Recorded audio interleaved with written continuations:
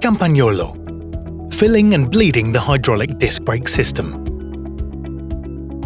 In this video, we will see how to fill and bleed the oil after installing the hydraulic disc brake system. The process is the same if you need to bleed an already installed system.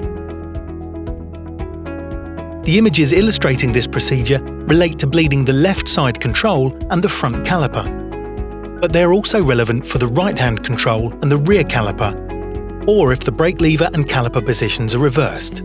Assemble the Campagnolo bleed kit as follows. Fit the short tube with the M6 threaded connector onto the syringe with a hole. Fit the long tube with the M4 threaded connector onto the syringe with no hole. Pull on the brake lever and ensure that the free travel of the control is set to S.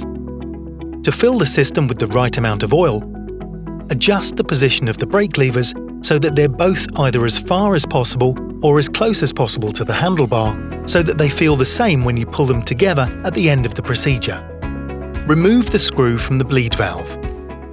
Fill the syringe without a hole and with the longer hose, M4 thread, to around 3/4 of its capacity with Campagnolo mineral oil and screw the syringe onto the bleed valve. The valve is currently closed. Open the valve by turning the nut on the valve itself anti-clockwise by approximately 1/4 turn. Do not undo it further as this can damage the O-ring inside the valve. Lift the hood and remove the bleed screws on the control.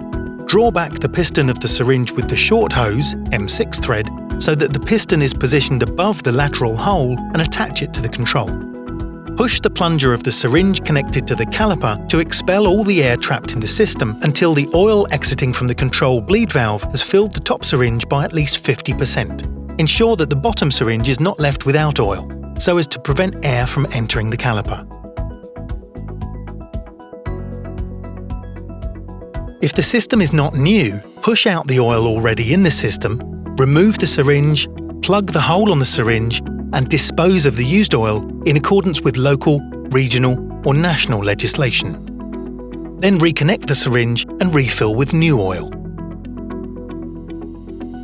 Slowly suck in oil with the syringe connected to the caliper, watching for air bubbles until the syringe is at least 50% full. Ensure that the top syringe is not left without oil so as to prevent air from entering the control. Repeat this pushing and sucking procedure until the oil contains no more air, 2 or 3 times. While pressing down on the syringe plunger, repeatedly pull the brake lever and release a few times in order to eliminate any trapped air in the control area in the master cylinder.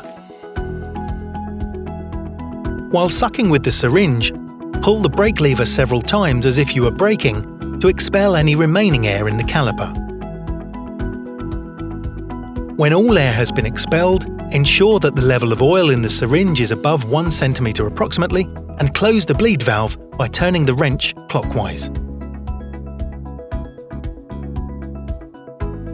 Remove the syringe from the control, ensuring there is no oil leakage by sealing the hole on the side of the bleed syringe with 1 finger. Check that there is oil in the screw seat and tighten the bleed screw to the correct torque. Be careful. Do not exceed the specified torque, as this may damage the hydraulic system.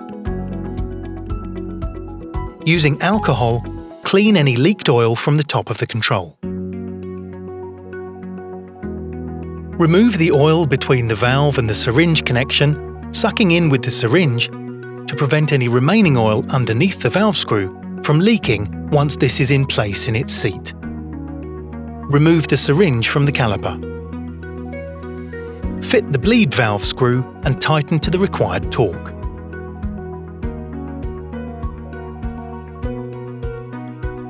Tighten the bleed valve to the required torque. Using alcohol, clean any leaked oil from the caliper. Refit the wheel and align the caliper with the disc with the centering tool still in the caliper. This is to provisionally align the caliper with the disc.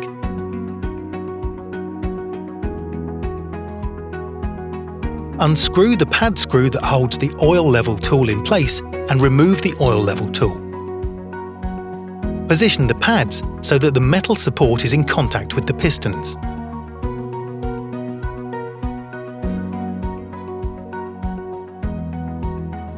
Mount and tighten the pad screw.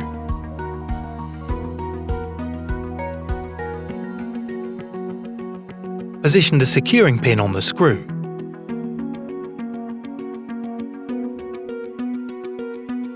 Pull the brake lever 2 or 3 times and align the caliper with the disc, keeping the brake lever pressed, and tighten the 2 caliper screws to the required torque.